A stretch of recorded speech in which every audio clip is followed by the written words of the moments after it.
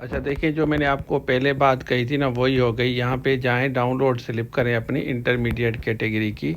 ठीक है ना, ये जो प्रोजेक्ट है सर्विस जनरल एडमिनिस्ट्रेशन इंटरमीडिएट की बात कर रहा हूँ। तो ये नीचे जाएंगे तो जनरेट स्लिप पे आप क्लिक करेंगे। ठीक है, उसके बाद आपका जो है इस तरह आ जाएगा। यहाँ पे देखें इंटरमीडिएट लिखा हुआ है ना, इंटरमीडिएट स्क्रीनिंग टेस्ट की।